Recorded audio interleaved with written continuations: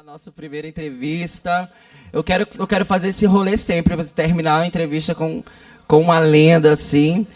Vamos lá, professor. Começando a primeira pergunta para você, feita sobre qual a sua área de pesquisa e por que você se interessou nela. Boa noite, em primeiro lugar. Agradecer o convite. Eu creio que eu sou o último membro, que possa fazer parte do Geolab. E indo diretamente para a pergunta, já que foi feita uma apresentação rápida. Mas pode se apresentar, viu, professor? Fiz rápido assim, mas você pode ficar à vontade, o tempo é seu. Tá. Então, a minha área de atuação na universidade é a área de geografia física. Logicamente que da minha trajetória acadêmica de 35 anos de trabalho, eu enveredei por outros caminhos, pelo caminho do ensino e principalmente pelo caminho da gestão pública, que muita gente não conhece. Então, a minha área especificamente de ciência na universidade é a área de geografia física, especificamente a área de climatologia. Eu sou daqueles dinossauros, A Eli me salvou da geração Baby Boom, por um ano. Olha aí, ó, Mas a Elisandra e outros que estão aqui da área de geografia passaram por baixo das minhas asas. Olha aí, entendeu? viu? E aí, lá no final dos anos 80, eu estava recém-formado, recém-graduado pela Universidade Federal do Acre, Tive como grande mestra, faço questão de citar o nome dela aqui, talvez alguns de vocês tenham visto falar, Professora Sandra Elisa Piton, que era esposa do famoso radialista Sérgio Piton, que foi alvejado nas esquinas do antigo Banco Real, onde é o Banco Santander hoje. Aí dizem que na vida a desgraça de um é o sucesso de outros, E foi o que me levou à universidade. Quando eu estava com 1 ano e meio formado na universidade, e pós-Constituição de 88, era obrigado a fazer concurso público, porque antes entrava quem tinha que ir, ou seja, quem indicava. Quem estudava mesmo, Era assim que funcionava a entrada no serviço público. E aí, em 89, teve o primeiro grande concurso que a UFAC realizou, e aí eu fui concursado. Eu sou concursado, tirei em primeiro lugar no concurso da UFAC para a área de climatologia. Daí... Primeiro lugar, meu. Tá vendo aí, Matheus? Primeiro lugar, Matheus. Primeiro lugar pra você. Não tinha nada mais, nada menos do que 15 candidatos do Brasil inteiro. Do Brasil. E aí eu lembro que eu tive uma professora que ela, quando me viu inscrito no concurso, ela debochou da minha cara. E disse, o José Alves fazia o concurso, Ela esqueceu das noites que eu passei em Claros estudando e que ninguém sabia. E aí, na hora de sentar e fazer as provas, eu mostrei do que eu era capaz. Entendeu? Hoje eu tenho colegas meus lá na área da geografia, que não estão aqui, não vou citar o nome deles, que passaram no concurso junto comigo. Aí eu ingressei na universidade exatamente nessa área de geografia física, concursado nessa área da climatologia. E aí eu atuo nessa área desde 89.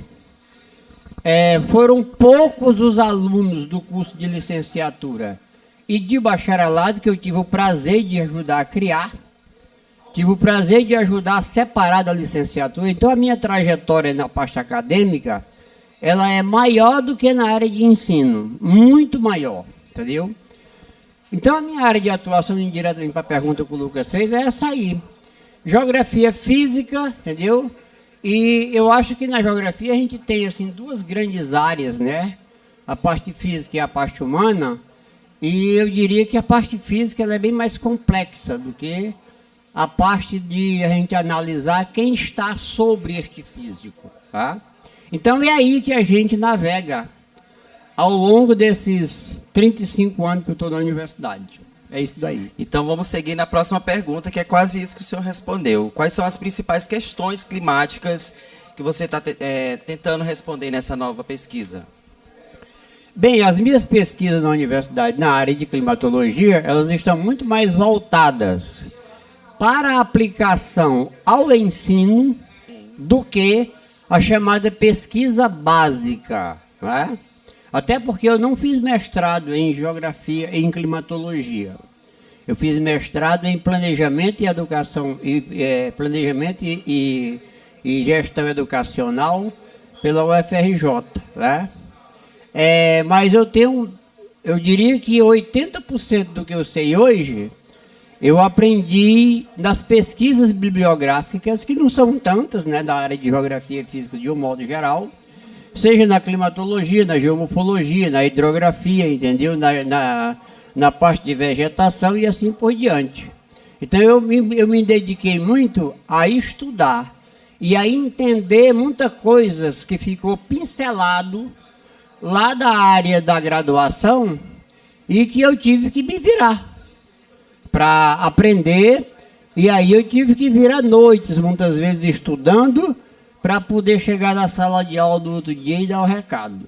Então eu ao invés de ir para pesquisa básica, de ir, por exemplo, para os institutos de pesquisa para analisar, por exemplo, dinâmica de movimento da atmosfera, que é uma ramificação da climatologia, ou para ir me debruçar em cima de dados estatísticos e matemáticos do comportamento dos elementos climáticos, para que eu vou criar mais uma classificação do clima se já existem 127? Né? Então, quando se fala em clima, dá aquela sensação, o clima, eu não diria que talvez seja, é o elemento da natureza mais complexo que existe. Entendeu? Porque ele está e ele influencia diretamente todos os outros elementos do quadro natural e humano. Então, compreender o clima nas suas raízes, na sua formação, ele é de fundamental importância, tanto para você ensinar, como para você um dia se lançar a fazer a classificação do clima, não interessa a escala, seja na micro, na meso ou na macro escala climática, entendeu? Porque por si só, por natureza, ele é um fenômeno extremamente complexo. E por que ele é complexo? Porque ele resulta da interação de muitos elementos, e esses elementos estão sob a influência de muitos fatores geográficos.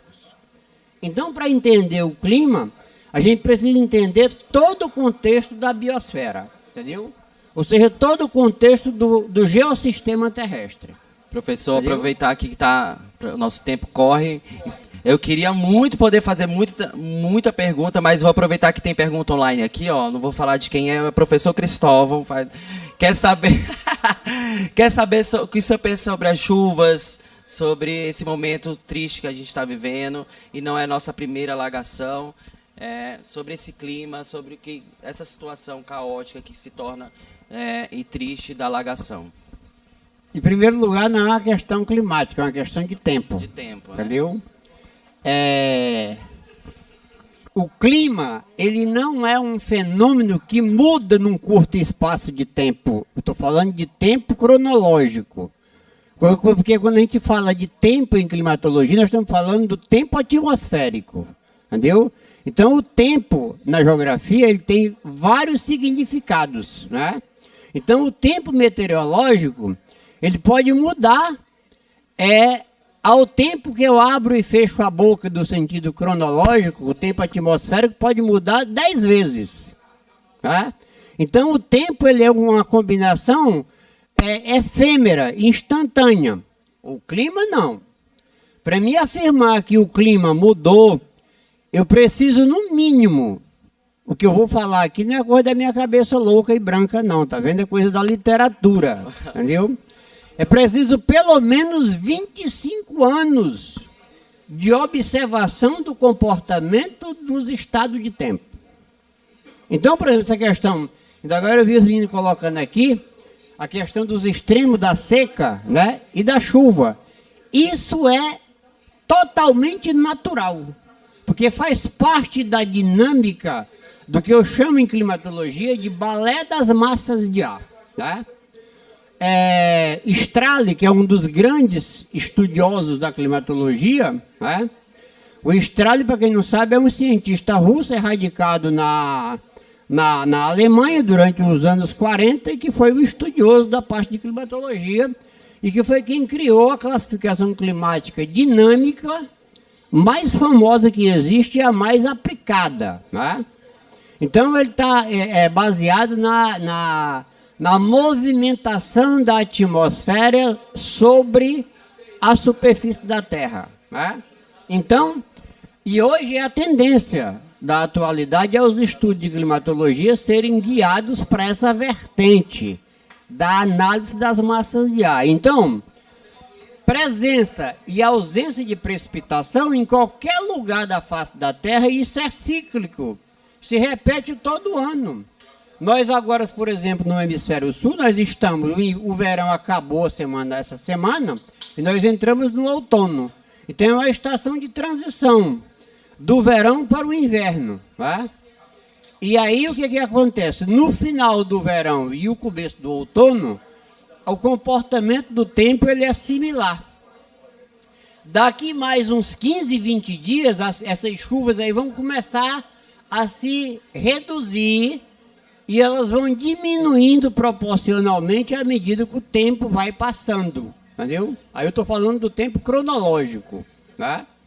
Até nós atingirmos a estação seca. Por quê? A região amazônica, né? Principalmente aqui no estado do Acre, nós saímos da influência da MEC, que é a chamada massa de ar equatorial continental, e passamos a sofrer a influência das massas de ar provenientes da Antártica. Até a gente atingir lá o fenômeno da friagem no mês de junho e julho, que é o avanço das massas de ar frias em decorrência do recuo das massas de ar quente. Né? Tem uma pergunta aqui no roteiro que deve fazer, não sei se vai fazer, mas eu vou adiantar. Pode responder. Vai lá. A gente tem mais 5 minutinhos, mas eu quero adiantar mais 2, mas pode responder essa aí que o senhor já está pronto aí no gatilho, pode responder. Mas eu queria saber quais os planos futuros na cidade, na região, sobre as mudanças climáticas e saber também que vem um curso por aí junto com o Instituto, né? Para você estar aqui, a gente já está ali, professor Cristóvão, toda a nossa equipe muito feliz e saber qual é esse futuro, esses projetos que tem junto com o Instituto. 2 em 1, né? A primeira questão, o que eu penso do meu futuro dentro do Instituto, né? Olha aí, ó, principalmente a atenção do pessoal do Instituto para saber aí. Eu quero contribuir com o Instituto e com a equipe que está aí formada, entendeu? Com a direção do Instituto. Em primeiro lugar, montar projetos que tragam recursos financeiros para o Instituto, entendeu? Porque aquele negócio, filosofia, e tendência filosófica é muito bonito, mas sem dinheiro não se vai a lugar nenhum. Viu, pessoal aí, ó. Esse é o primeiro ponto, entendeu?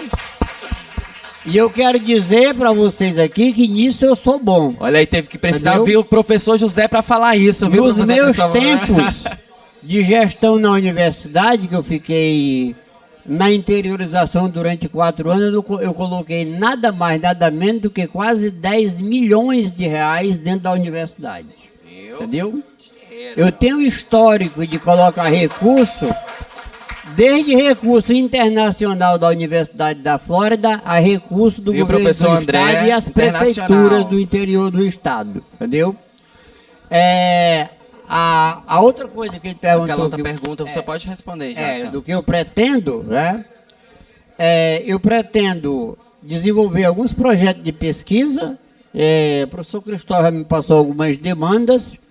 E a gente vai ter uma linha editorial no Estadão, onde eu vou escrever sobre essa questão climática. E eu diria que a minha missão maior é desmistificar, entendeu? Essa questão, por exemplo, que as pessoas fazem a maior confusão, principalmente a imprensa local, regional e nacional, tá? Sobre a questão das mudanças climáticas. E aqui eu vou deixar uma cutucada para vocês irem se coçando nela. Eu diria para vocês que não existe mudança climática. Vocês já estão aprendendo essa aula. Entendeu? aí. O que existe, na verdade, são indícios de mudanças climáticas. Entendeu? Porque quando, por exemplo, eu tenho um evento extremo no comportamento de um elemento climático, seja ele, por exemplo, de ausência ou excesso de precipitação, eu estou falando só de um elemento que compõe o clima. Eu não estou falando de mudança no conjunto dos elementos. E mesmo a mudança em apenas um elemento que compõe este bolo chamado clima, é preciso que essa mudança se perpetue pelo menos entre 2 ou 3 décadas. Tá? Nós já tivemos aqui no estado do Acre, se não me engano, no ano passado, nós tivemos enchentes, eventos extremos de enchente em Tarauacá, em Cruzeiro do Sul, no mês de janeiro. Esse ano não teve. Eu vi a imprensa clamando por chuva, por o rio subir, entendeu? Parece que estava rezando para poder garfar dinheiro do governo federal, principalmente os prefeitos. Então isso é extremamente normal, porque isso depende do comportamento, da dinâmica da atmosfera. O que nós tivemos hoje, essa semana aqui em Rio Branco, nada mais, nada menos foi do que a estabilidade da zona de convergência intertropical sobre a região amazônica, que já vem de alguns dias, principalmente Belém, Manaus e agora chegou aqui, juntamente com a combinação do vapor d'água gerado pela floresta, que é o que o pessoal chama de rios voadores, né? Os rios voadores se formam exatamente pela transpiração da vegetação. Então se juntou a espécie, como eu costumo dizer, se juntou a fome com a vontade de comer. Nós tivemos a estabilidade da zona de convergência intertropical junto com a transpiração da vegetação local, né? E aí você tem chuvas torrenciais durante, hoje de manhã eu vi no jornal, 35 horas de chuva direto, entendeu? Vocês lembram que em 93 em Santa Catarina choveu durante 3 dias seguidos, né? Por quê? Porque lá se teve a estabilidade de uma frente fria, o encontro das massas de ar polar com as massas de ar de origem equatorial e tropical. E aí resulta disso aí, né? E aí quem não entende da coisa vai para a imprensa e faz aquele alarme, né? Muitas vezes para arrecadar dinheiro, principalmente os prefeitos, né? As autoridades constituídas local, no intuito de conseguir recursos do governo federal para fazer as estripulias políticas que a gente está acostumado a ver eles fazerem, né? Mas isso para mim é uma coisa absolutamente normal, isso é cíclico, entendeu? Agora nós só podemos falar de mudança climática se essa mudança se perpetuar durante pelo menos 2 ou 3 décadas. Do contrário, entendeu? Não tem mudança no clima, você tem mudança nos estados de tempo. Tanto é, só para encerrar, que a classificação climática mais nova que nós temos, ela data de 1969, entendeu? A gente já está encerrando aí, eu peço atenção mais um pouquinho para a gente dar uma encerrada aqui, mas pode encerrar esse pensamento. Eu quero fazer essa última pergunta. Na verdade, eu vou esticar essa entrevista. Já traz aqui o Úrsula presente depois. Eu quero estender para a gente fazer um podcast, porque é uma aula que a gente está recebendo de um ícone, de uma pessoa, uma inteligência incrível e entender realmente a situação que a gente vive. E vocês aí, muita gente acreditando aí na hora do tempo, em pessoas que se intitulam aí, ó. Quem conhece um velho conhecido aqui do Acre. Eu não quero causar polêmica, eu vou deixar a polêmica pro podcast. Nós já ia falar do frialha aí, senão o seu Zé ia acabar o frialha aí até amanhã. Mas eu quero agradecer ao meu primeiro entrevistado. Eu espero que a gente possa esticar essa conversa e deixar aí seus agradecimentos finais, agradecer a equipe ali, o professor. Esse momento é o seu, aí a gente já ultrapassou por mim, eu ficava aqui mais 20 minutos conversando com o professor, mas pode agradecer e deixar suas deixas Eu gostaria finais. de agradecer o convite, né? E deixar já de bom aqui um outro convite, que é para o curso que o professor Cristóvão pediu para mim planejar, que já está planejado, entendeu? E eu fiz um pedido para ele, que esse curso ele seja ministrado em 2 momentos diferentes. Viu, professor? Um momento para os membros do Instituto, que são professores pesquisadores da área ambiental e que eu entendo que necessitam de se aprofundar nessa área. Porque não dá para entender a dinâmica do ambiente se não entender bem de clima. E um segundo momento é a gente oferecer este curso para a comunidade acadêmica e principalmente fazer um convite especial para a imprensa local. Pessoal aí que não está Para nos que assistindo. eles falem menos abobrinha do que vão para a televisão falar. Entendeu? Aqui, seu Zé, vou até deixar a cerveja aqui do senhor. Pra gente brindar. Obrigado, gente. Segura aqui, vamos terminar nossa entrevista brindando aqui. Segura, seu Zé. Obrigado.